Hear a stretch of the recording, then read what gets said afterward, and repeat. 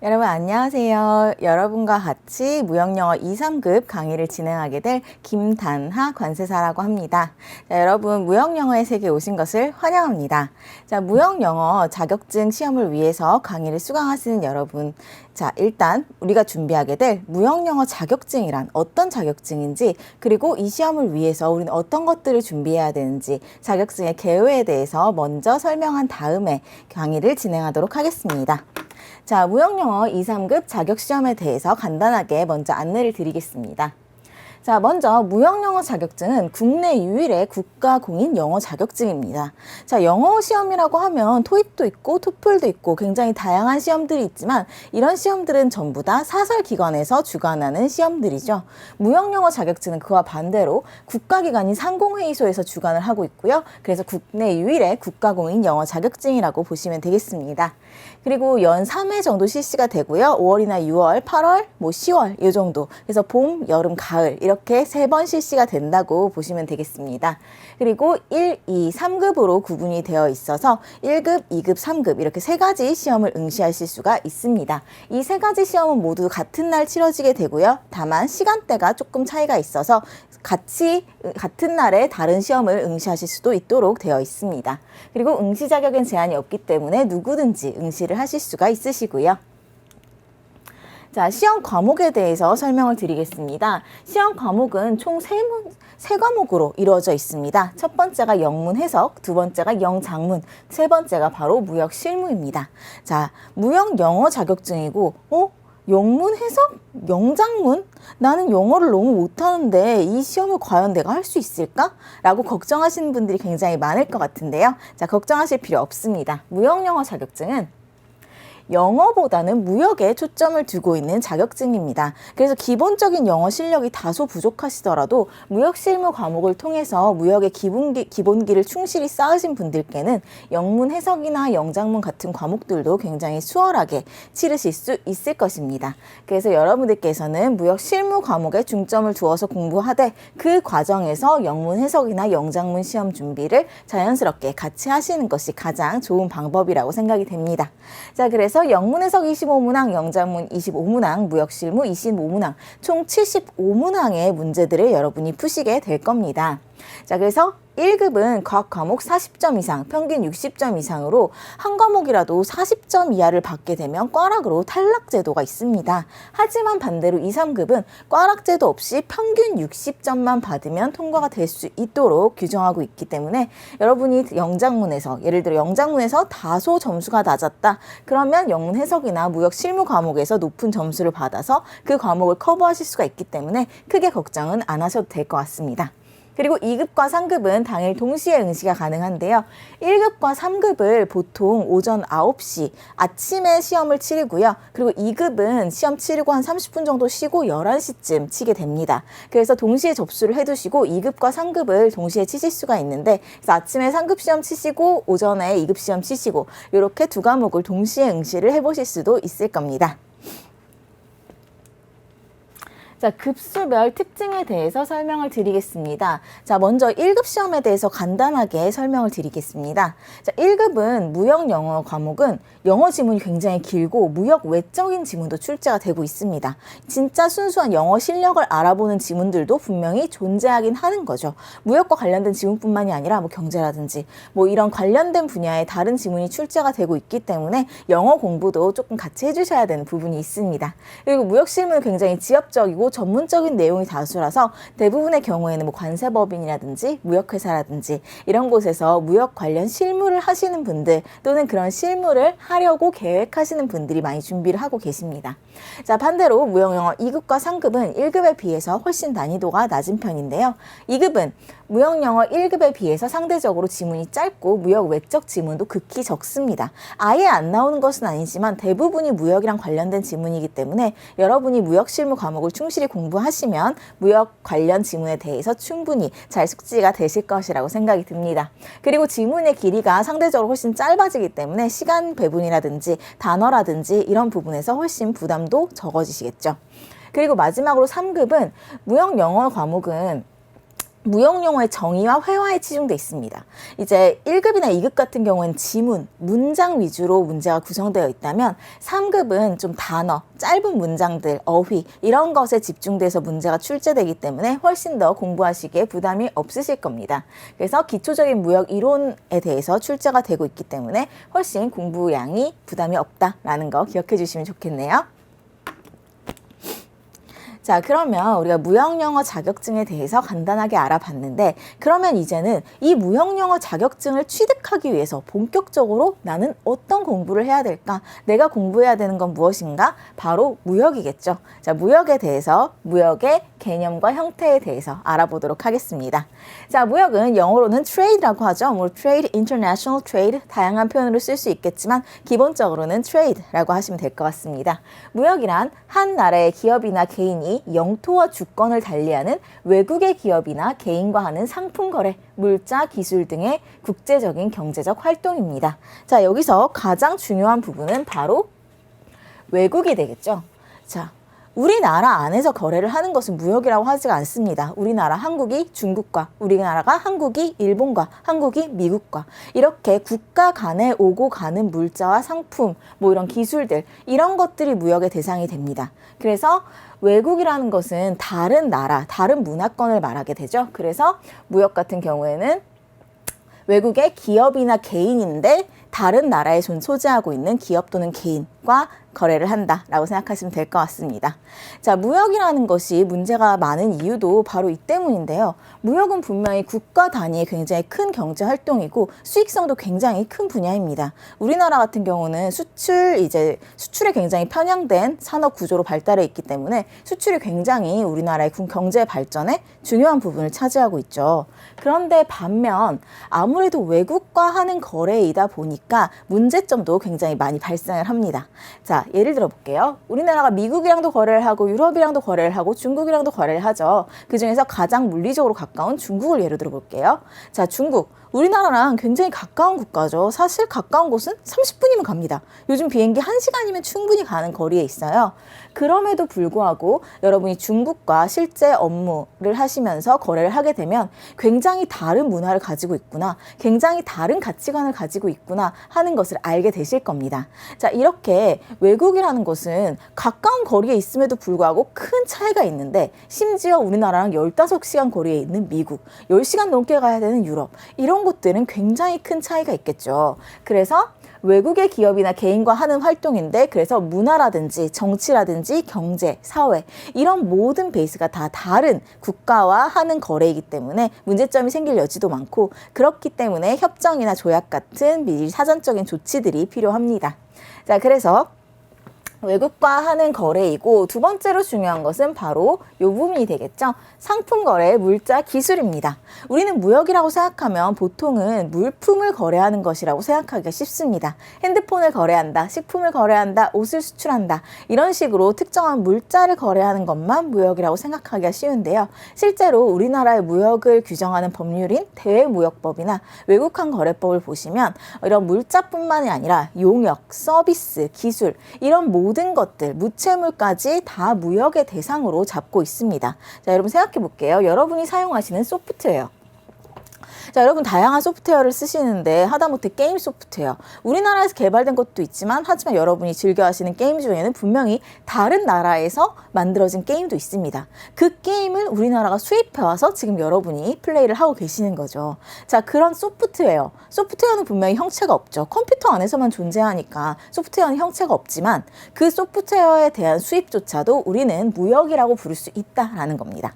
그리고 또 이것뿐만이 아니라 노동력을 수출할 수도 있고 단순히 기술을 수출할 수도 있고 이런 모든 것들이 무역의 범주 안에 들어갈 수 있고 점점 무역의 범위는 커지고 있는 추세입니다.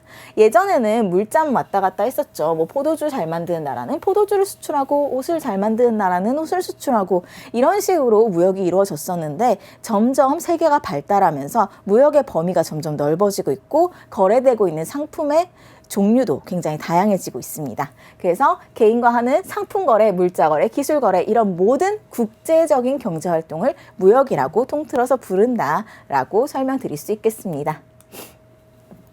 자, 다음으로 이제 무역의 기본 개념을 알아봤으니 무역의 시작과 끝인 무역 계약에 대해서 알아봐야겠죠. 자, 무역은 당연히 계약을 통해서 이루어집니다. 우리가 하는 모든 거래는 사실상 계약입니다. 심지어 우리가 편의점에 가서 껌을 사는 것조차 우리가 이거 얼마예요?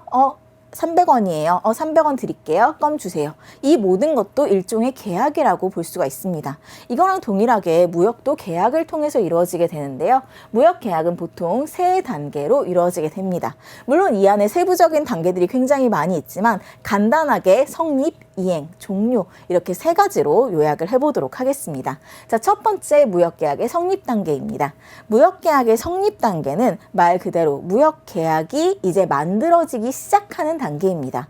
여러분, 한국 안에서 같은 나라 안에 있는 사람이랑 거래를 할 때도 너무 복잡하고 생각해야 될 게 많은데 심지어 외국에 있는 내가 모르는 외국인과 심지어 말도 안 통해요. 그런 사람과 계약을 할 때는 굉장히 다양한 단계들이 필요하겠죠. 그래서 무역계약의 성립 단계에서도 굉장히 다양한 단계들이 이루어지게 되는데 그 성립 단계를 규율하는 국제협약이 바로 인코텀스 2020과 국제물품 매매 계약에 관한 유엔 협약, 일명 CISG 또는 비엔나 협약이라고 부르는 이 협약입니다.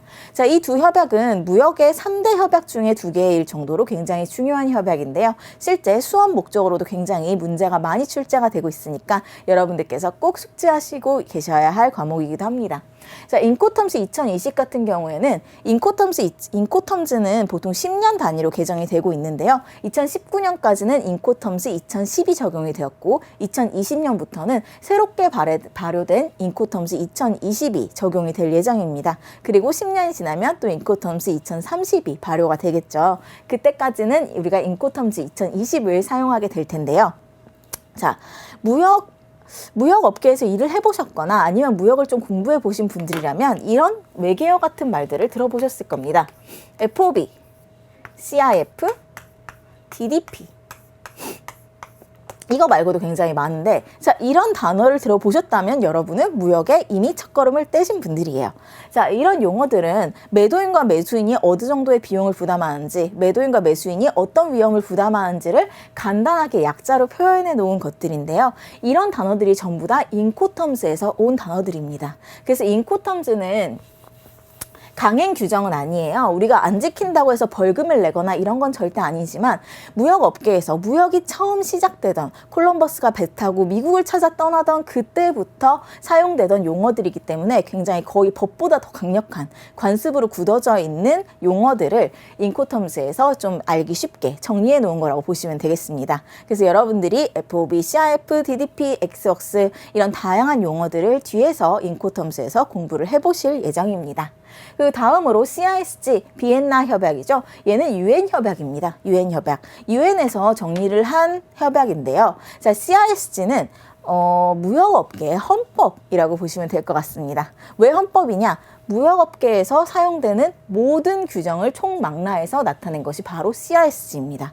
CISG를 제가 지금 무역계약의 성립 단계에 적어놓긴 했지만 사실 CISG는 여기 들어가든 여기 들어가든 여기 들어가든 위화감이 없습니다. 왜냐하면 CISG는 무역계약의 모든 단계를 다 다루고 있는 협약이기 때문입니다. 실제로 CISG에서 다루고 있는 내용이 청약과 승낙, 무역계약의 성립, 그것뿐만이 아니라 매도인과 매수인의 의무, 그리고 심지어 매도인과 매수인이 계약이 잘못됐을 때 행해야 될 의무까지 전부 다 규정을 하고 있기 때문에 무역계약의 전 단계를 규율하는 가장 중요한 협약이라고 볼 수 있겠습니다.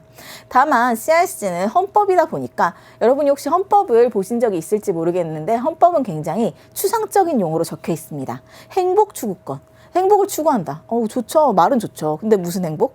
자, 이런 식으로 CISG는 약간 추상적인 말로써 무역계약의 모든 단계를 포괄성 있게 정리해 놓은 협약이라고 보시면 될 것 같고 인코텀스는 그보다 훨씬 자세합니다. 그래서 양도 훨씬 많고요. 들어있는 내용도 훨씬 많습니다. 대신 인코텀스가 CISG보다 조금 더 쉬운 측면은 있고요. 아무래도 실제로 많이 사용이 되는 용어들이다 보니까 자, 그래서 이 두 가지는 무역계약의 성립 단계에서 사용될 수 있는 규칙 및 협약이라고 보시면 되겠고요. 자, 무역계약이 무사히 잘 성립이 됐습니다. 여러분이 좋은 바이어를 찾아서 좋은 셀러를 찾아서 무역계약이 성립이 됐어요. 자, 그러면 무역계약을 이행해야겠죠. 자, 무역계약을 이행하려면 자, 바이어가 있고 셀러가 있습니다.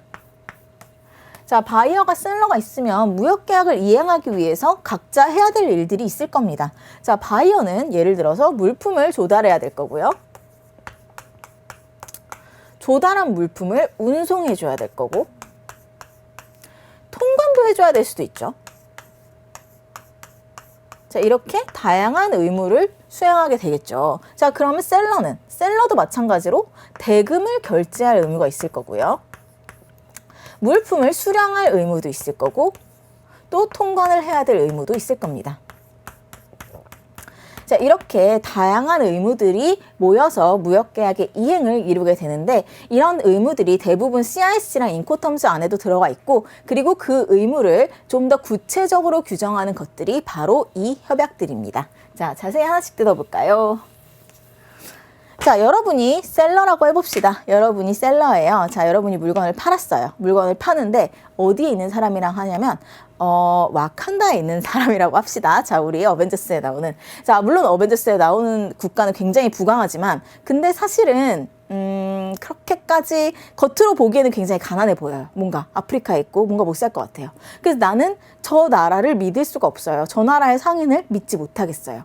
자, 그러면 내가 지금 100만 원짜리 물건을 파는데, 사실 무역에서는 100만 원도 굉장히 적은 돈이거든요. 무역은 몇억 단위가 왔다 갔다 하는데, 자, 그러면 이 결제를 과연 받을 수 있을 것인가? 이거를 보장할 수 없다면 누군가의 도움을 받고 싶어지겠죠. 그럴 때 도움을 받을 수 있는 존재가 바로 신용장입니다. 자, 신용장은 일명 LC라고 하고요. 얘는 Letter of Credit의 약자입니다. 자, LC, Letter of Credit. 자, 말 그대로 신용을 위한 편지가 되겠죠. 신용을 위한 편지. 자, 신용장은 뭐냐면, 내가 저 사람과 처음으로 거래를 트는데 나는 저 사람을 아직 믿을 수가 없어요. 그래서 내가 결제를 받을 수 있을지 없을지 확실하지 않으니까 가장 믿을 수 있는 존재인 은행을 끌어들입니다. 그래서 신용장을 통해서 은행의 보증을 받아서 결제를 확실하게 하고자 하는 거, 그게 바로 신용장인데요. 이게 신용장이 굉장히 복잡합니다. 이게 은행이 관계가 되다 보니까 서류 조건도 굉장히 복잡하고, 날짜, 운송 방법, 이런 것들이 굉장히 세세하게 정해줘야 하는 부분이 있습니다. 그래서 이런 걸 매번 이렇게 계약할 때마다 쓰고 또 쓰고 하다 보니까 이거 좀 낭비 아닌가라는 생각이 드는 거죠. 그래서 아예 공통적으로 신용장에 들어갈 수 있는 내용을 넣은 협약을 하나 만들었습니다. 신용장 통일 규칙이죠. UCP 600입니다. 자, UCP 600도 주기적으로 개정이 되고 있어서 UCP 700이 언제 나올지 모르겠지만 당분간은 UCP 600을 사용하실 수 있을 것 같아요. 자, 신용장은 은행에서 서류를 취급하고 은행에서 결제를 보증하는 것이 바로 신용장입니다. 그래서 UCP 600은 실제로 여러분들이 무역회사에서 보는 것이 아니라 은행 사이트를 들어가면 이 협약 원문이 다 실려 있습니다. 그래서 여러분이 혹시 원문을 보고 싶으시다면 아무 시중은행 사이트나 들어가셔서 법령 이런 자료실을 찾아보시면 UCP 600을 보실 수가 있을 텐데요. 그래서 은행이 결제를 보증해주고 서류를 검토해주고 이런 역할을 수행하는 것을 신용장이라고 합니다. 자, 그러면 은행의 역할이 되게 중요하겠죠. 은행이 서류 검토도 해주는데 보증도 서준대. 그럼 은행은 뭐가 아쉬워서? 자, 바로 수수료죠. 신용장은 사실 굉장히 수수료 비중이 큰 거래 중에 하나입니다. 그래서 아무래도 수수료가 좀 부담스럽다 하시는 분들은 추심을 사용할 수가 있죠. 신용장은 수수료도 부담스럽지만 서류도 좀 부담스러운 측면이 있습니다. 오타 하나만 있어도 신용장에서는 수리가 안 되는 경우가 굉장히 많아요. 그래서 이런 사태를 방지하고 싶다, 조금 더 용이한 걸 하고 싶다 하시면 추심에 관한 통일 규칙을 이용해서 추심을 하시는 경우도 있죠. 추심은 뭐냐? 은행이 서류를 검토는 해주는데 보증은 해주지 않는 거. 이게 바로 추심입니다. 뒤에 가서 더 자세히 살필 거고요. 추심도 마찬가지로 UCP와 비슷하게 URC라는 규칙이 제정되어 있습니다. 자, 이렇게 결제를 받았으면 이제 운송을 해줘야겠죠. 자, 운송이 말이 좋아 운송이지. 우리는 너무 좋은 세상에 살고 있죠. 택배가 오늘 밤에 시키면 내일 와요. 요즘은 밤 12시에 시키면 새벽에 오는 배송도 있더라고요. 저는 너무너무 행복한 세상에 살고 있다고 생각을 하는데, 자, 그런데 이건 우리나라 얘기고, 우리나라는 통신, 운송 이런 거는 너무나 발달한 나라이기 때문에 우리가 잘 모르는 경우가 많은데, 여러분, 유럽 같은 데서 직구하시면 잊고 있을 때쯤 오지 않나요? 잊고 있을 때쯤 오죠. 저도 관세사지만 저는 직구 안 합니다. 저는 직구하면 전 성격이 급해서 전 직구하면 화가 나요. 이게 언제 될지 모르니까 운송도 느리지만 통관도 느리고 모든 것이 다 느립니다. 심지어 문의 답변도 느려요. 자, 이렇게 굉장히 다양한 국가들이 있는데 이 운송이 우리나라처럼 좁은 나라에서 운송이 되는 게 아니라 전 세계를 통틀어서 무역은 운송이 돼야 되는 거죠. 그러면 운송 과정에서 이 물건이 분실되고 파손되고 지연되고 이런 트러블들이 굉장히 많이 생길 수가 있을 거예요. 그래서 이런 것들에 대해서 규정을 하는 것이 바로 운송협약들입니다. 그래서 운송협약은 크게 이렇게 나눠놨는데 첫 번째 해상운송. 해상운송은 말 그대로 오션, 선박을 이용해서 바다로 운송을 한 운송 형태를 말합니다. 사실 무역에서 이제 항공운송이 많이 확대가 되긴 했지만 아직까지 무역에서 중심적인 운송 형태는 해상운송입니다. 왜냐하면 무역은 굉장히 벌크, 큰 중량의 화물들을 운송하는 경우가 많은데 항공기는 이런 부분에서 좀 한계가 있기 때문에 아직까지는 대부분의 화물들이 해상으로 운송이 되고 있습니다. 자, 그래서 해상운송 규칙들이 사실 운송 규칙의 시초라고 보시면 될 것 같습니다. 이런 것들은 정말 예전에 제정된 규칙들이에요. 헤이그 규칙, 헤이그 비스비 규칙, 함부르크 규칙, 로테르담 규칙 이렇게 있는데 뒤에서 상세하게 볼 거고요. 우리나라 상법에 반영된 규칙이 바로 헤이그 비스비 규칙이고 함부르크 규칙은 조금 더 화주 친화적인 규칙 뭐 이렇게 각각의 특징이 있는데 그런 특징들을 뒤에서 간단하게 살펴볼 예정입니다.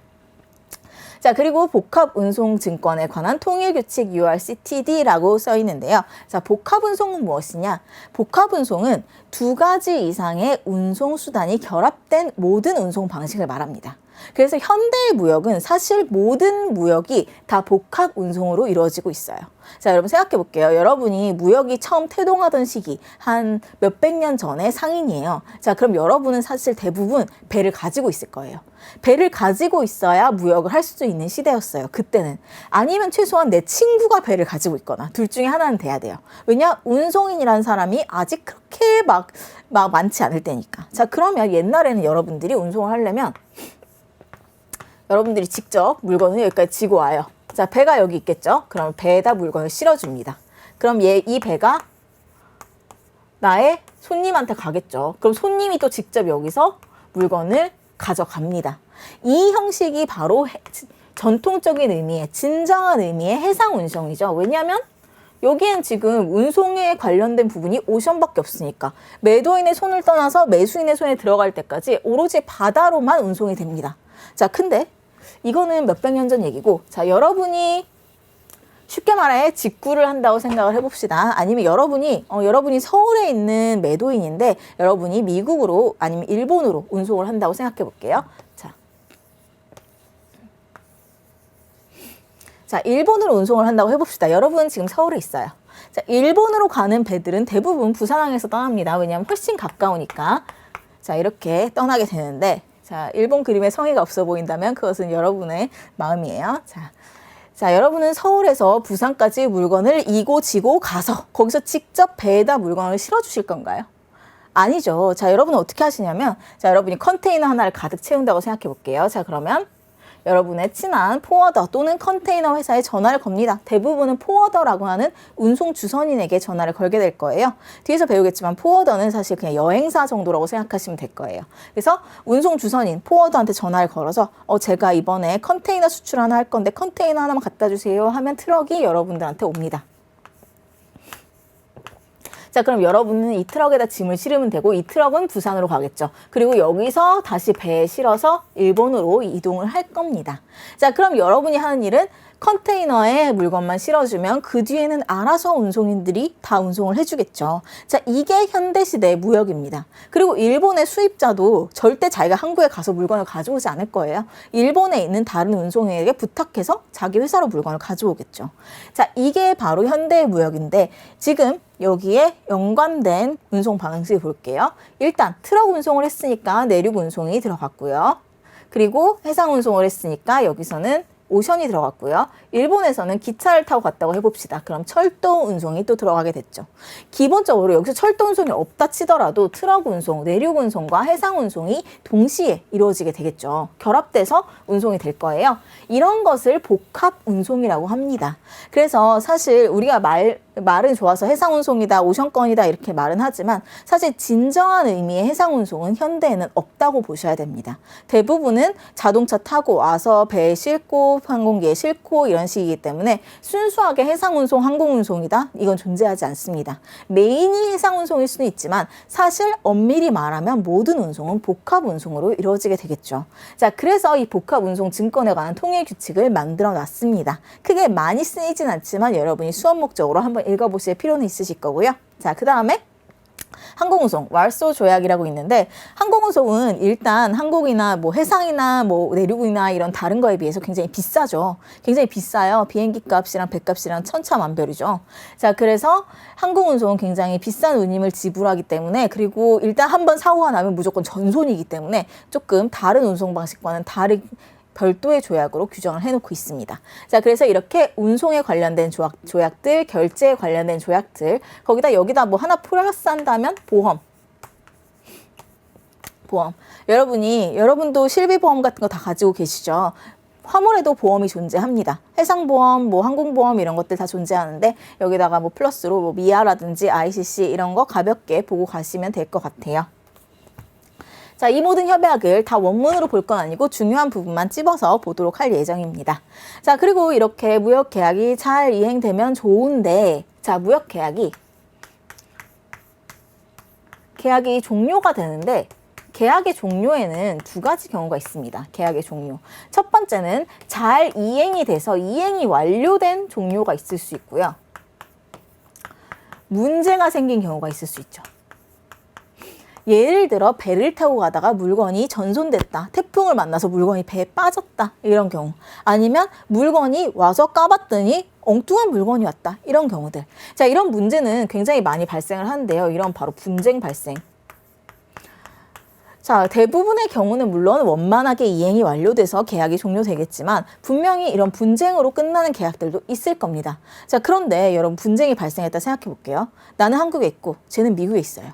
자, 여러분 중고나라에서 거래만 해도 그 사기꾼 잡는 게 쉬운 일이 아니잖아요. 경찰에 신고하고 경찰이 찾아올 때까지 기다리고 계좌 추적하고 쉬운 일이 아닌데 미국에 있는 사기꾼을 잡는다? 굉장히 어렵죠. 갈등 해결이 굉장히 힘듭니다. 그렇기 때문에 이런 분쟁이 생겼을 때를 대비해서 무역계약의 종료 단계에서 규칙이 뉴욕협약이 마련되어 있습니다. 자, 뉴욕협약은 외국 중재 판정의 승인과 집행에 관한 유엔 협약인데요. 이게 플레임이고 얘가 별명이에요. 자, 중재는 뭐냐? 중재는 소송보다는 조금 약하고 하지만 소송이랑 똑같은 효과를 가지는 거라고 생각하시면 됩니다. 판정, 재판은 판사님이 해주시죠. 중재는 중재인이 합니다. 우리나라 같은 경우에는 대한상사중재원이라는 기관이 있고요. 그래서 거기서 무역에 관한 전문 지식을 가진 중재인이 너랑 이런 상황이 있었구나. 그럼 이런 해결책은 어떻겠니? 라고 중재를 해주는 거. 그래서 뭐 재판과 다양한 차이점이 있는데 재판은 3심제지만 중재는 단심제고 재판은 판사님이 하지만 중재는 무역 전문가가 한다. 이런 다양한 차이점들이 있는데 그건 뒤에서 자세히 보도록 하고요. 어쨌든 뉴욕협약의 가장 큰 장점은 국제협약이라는 겁니다. 자, 예를 들어 한국이랑 미국이랑 소송을 해요. 한국이랑 미국이랑 소송을 하는데 한국법이랑 미국법은 분명히 차이가 있겠죠. 한국법과 미국법 규정이 다 다를 거고 한국법으로 하면 유죄, 미국법으로 하면 무죄 이런 상황이 분명히 발생할 거예요. 자, 그런데 뉴욕협약은 법을 따로 제정해 놓는 것이 아니라 뉴욕협약 가입국이면 무조건 중재의 효력이 미치도록 규정하고 있습니다. 그러니까 내가 한국에서 중재를 받았어도 미국에서도 효력이 있고 미국에서 중재를 받은 것이 일본에서도 효력이 있고 가입국이기만 하면 국제적인 효력을 인정할 수 있게 해준 것이 뉴욕협약이 되겠습니다. 그 외에도 뭐 중재 상사규칙, 그 다음에 CISG에도 분쟁이 발생했을 때 어떻게 대처를 해야 되는지가 자세히 소개가 되어 있기 때문에 뒤에서 하나씩 보도록 하겠습니다. 자, 이렇게 무역계약의 단계를 간단하게 알아봤고요. 이제 본격적으로 무역의 형태와 종류에 대해서 알아보도록 하겠습니다. 자, 무역의 형태, 무역의 종류라고 보시면 될 것 같은데요. 자, 가장 직관적이고 단순한 분류입니다. 유형무역과 무형무역인데요. Visible Trade, Invisible Trade. 자, 유형무역은 여러분들이 알고 계시는 바로 그 무역입니다. 핸드폰을 거래하고 의류를 거래하고 식품을 수출하고 이런 모든 것들, 상품의 거래, 형태를 가지고 있는 어떤 특별한 물품, 상품을 거래로 하는 그 무역을 유형무역이라고 부릅니다. 전통적인 의미의 무역이죠. 자, 그러면 무역무역, invisible trade, 얘는 뭐냐? 형태가 없습니다. 형태가 없는 무채물들. 자본, 기술, 노동, 소프트웨어, 서비스 이런 모든 것들은 형태가 없는 상품이죠. 하지만 분명히 가치는 있습니다. 가치는 있지만 형태는 없는 것들, 이런 것들을 수출하는 것을 무형무역이라고 부르고 있습니다. 자, 그 다음에 직접무역과 간접무역에 대해서 알아볼 텐데요. 자, 중겨이무역이 있고 중가이무역이 있습니다. 지금 여기에 안 써 있어서 그러는데 여러분들이 나중에 이 단어 맞춤법을 주의하셔서 하셔야 됩니다. 자, 중개무역, intermediate trade라고 되어 있는데 중개상이 거래 물품을 수출할 것을 목적으로 수입한 후 다시 제3국으로 수출한다. 자, 그럴 거면 왜 수입하지? 라는 생각이 드실 수 있는데 잘 볼게요. 자, 여러분은 한국에 있습니다. 여러분은 한국에 있는 K고요. 중국에는 C가 있고 일본에는 J가 있습니다. 자, 여기서 J는 C가 만드는 어떤 물건을 너무너무 사고 싶어요. 근데 C의 존재는 지금 모르고 있습니다. 그런데 K는 C의 존재도 알고 있고 이 물건을 사고 싶은 J의 존재도 알고 있습니다. 자, 그러면 K는 생각하죠. 둘을 연결시켜 주는 게 아니라 C한테서 물건을 100원에 사옵니다. 그리고 J한테 물건을 150원에 파는 거죠. 중간상이 되는 겁니다. 자, 그래서 보통은 이 물건이 한국으로 들어오긴 하는데 보통 통관은 되지 않고 보세구역이라고 해서 통관 안에도 머무를 수 있는 구역이 있어요. 예를 들면 면세점 같은데, 여러분 면세점이 보세 판매장이거든요. 그래서 면세점에 있는 물건들은 통관이 안 된 물건들이에요. 여러분이 막 갖고 나오시면 안 되잖아요. 그런 구역에다가 잠깐 보관했다가 다시 일본으로 보내는 거. 이게 바로 중개무역입니다. 그래서 보통은 물품의 가공이나 형태 변경은 없고 그냥 바로 왔다가 바로 나가는 이런 형태가 되겠죠. 자, 그러면 이 중겨이 무역의 특징은 뭐냐? 자, 계약이 두 개입니다. 첫 번째, 수입 계약. 중국과 우리나라 사이에 수입 계약이 하나 존재하고요. 우리나라와 일본 사이에 수출 계약이 하나 또 존재합니다. 이런 식으로 결국 거래는 하나죠. 중국에서 일본으로 수출하는 거랑 다름없는 결과인데, 그런데 계약이 하나, 두 건이 별도의 계약으로 이루어지게 됩니다. 이게 가장 큰 특징이고요. 그리고 한국의 수익은 뭐냐? 한국은 지금 사실 하는 게 없죠. 물건을 만드는 것도 아니고 돈을 내는 것도 아니고 뭐 하는 게 없는데 중개 차익. 100원에 사와서 50원에 팔았으면 지금 중개 차익은 50원이 되는 거죠. 한국은 이 중개 차익을 위해서 이 중개 무역을 하는 겁니다. 그래서 여기 수입 계약이 한번 이루어지고 수출 계약이 한번 이루어지고 대금 지급도 별도로 이루어집니다. 그리고 이 중개 무역에서는 자, 일본은 지금 얘의 존재를 모르고 있죠. 중국의 존재를 모르고 있어요. 셀러의 존재를 안다면 당연히 자기가 직접 100원을 사오려고 하겠죠. 자, 그래서 굉장히 중요한 것이 둘의 연결 관계를 끊어놓는 것이 굉장히 중요합니다. 한국 입장에서는요. 한국 입장에서는 이 일본의 수입자가 중국의 수출상을 모르도록 해야 되기 때문에 원수출자를 노출시키지 않기 위해서 제3자 선화증권, 스위치비엘 등을 발행해야 된다라고 나와 있는데, 이건 뒤에서 자세히 보겠지만 스위치비엘은 뭐냐면 이 중국에 있는 C의 이름을 K의 이름으로 바꿔놓는 거예요. 원래 이름에 C가 찍힐 거잖아요. 원래 C가 원래 생산자니까. 근데 그걸 네임으로 살짝 바꿔서 이렇게 원래 수출상을 감추는 거, 이런 것을 스위치비엘이라고 합니다. 자, 그래서 중겨이 무역 같은 경우에는 우리나라가 먹는 건 중개 차익, 그리고 계약이 수입 계약과 수출 계약, 이 두 가지 계약이 별도로 이루어진다. 이게 가장 큰 특징이었고요. 이거랑 굉장히 비슷하지만 또 다른 무역이 하나 더 있는데, 이번에는 중가이 무역이 되겠습니다. 중가이 무역. 자, 중개라는 말은 여러분이 부동산 중개인을 생각하시면 딱 좋습니다. 자, 부동산 중개인. 자, 여러분이 집을 보러 갔어요. 집을 보러 가면 부동산 중개인이 이 집도 보여주고 이 집도 보여주고 저 집도 보여주겠죠. 그럼 여러분이 이 집이 마음에 들어요 라고 하면 그 뒤에 부동산 중개인은 계약서를 만들어주죠. 자, 그런데 그 계약서에는 부동산 중개인의 이름이 들어갈까요? 아니면 집주인의 이름이 들어갈까요? 그렇죠. 집주인의 이름이 기재가 되게 됩니다. 부동산 중개인은 그 계약서에서는 당사자가 아니죠. 부동산 중개인은 계약서에서 빠지게 됩니다. 자, 이것이 바로 중가이 무역의 특징입니다. 아까 중겨이 무역은 수입 계약도 별도, 수출 계약도 별도인데 중간에 있는 한국인 내가 두 계약의 모두의 당사자였죠. 중가이 무역 같은 경우에는 한국이 중국과 일본을 연결만 해주고 계약에서는 빠집니다. 계약에서는 중국과 일본의 이름만 기재가 되겠죠. 저의 이름은 기재되지 않을 겁니다. 이게 중겨이 무역과 중가이 무역의 차이점이 되겠습니다. 자, 이 두 가지는 시험 문제에 자주 나오기도 하고 좀 구분이 헷갈려요. 나중에 좀 헷갈리니까 부동산 중개인 생각하시면서 암기를 해주시면 되겠습니다. Merchandising Trade랑 Intermediate Trade 두 가지의 차이점을 꼭 기억해 주시면 되겠네요. 자, 그 다음에 통과무역. 자, 얘는 엄밀한 의미에서 무역은 아닌데 얘는 뭐냐면 자, 한국이 있고 일본이 있고 중국이 있습니다.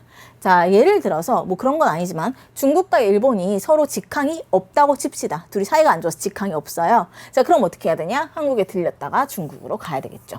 자, 이런 식으로 그냥 들렸다가만 가는 거. 여기서 일본 배를 타고 왔다가 물건을 내려서 다시 한국 배로 갈아타고 가는 거. 이거를 통과무역이라고 합니다. 여기서 환적은 이루어질 수도 있고 안 이루어질 수도 있는데 자, 환적은 무엇이냐? 어떤 운송수단에서 한번 내려서 다른 운송수단으로 다시 선적하는 거. 그래서 unloading, 하역과 reloading, 재선적이 이루어지는 것을 환적이라고 합니다. 만약에 우리나라에 들어왔다 나가도 배를 갈아타지 않으면 환적은 아니에요. 배를 갈아타야만 환적이 이루어졌다라고 보통 하는데 자, 그러면 통과무역은 그냥 들렸다만 가는 건데 우리나라에 무슨 이익이 있느냐? 자, 여러분, 보세창고료가 굉장히 비쌉니다. 보세창고료가 뭐냐면 통관이 되지 않은 물건을 보관하는 창고에 지불하는 비용인데 자, 이 창고료가 일반 창고료랑은 차원이 다르게 비쌉니다. 조금 비싼 물건은 하룻밤 만에 몇백만 원 나오는 거 일도 아니죠. 자, 그래서 여기서 만약에 하룻밤이 있는다. 그럼 여기서 창고료 발생하죠. 보험료 발생하죠. 운송료 발생하죠. 이런 다양한 수익들이 발생하게 됩니다. 그래서 통과무역은 혹시 뭐 직항이 없거나 지리적 거리가 너무 멀거나 이래서 다른 나라를 들렸다 오는 경우에 발생하는 좀 예외적인 형태의 무역이라고 보시면 되겠습니다. 자, 오늘은 여기까지 무역의 기본적인 개념과 종류 그리고 형태를 알아봤고요. 다음 시간에는 조금 더 심화해서 무역의 종류와 형태를 알아보도록 하겠습니다. 오늘 고생 많으셨고요. 감사합니다.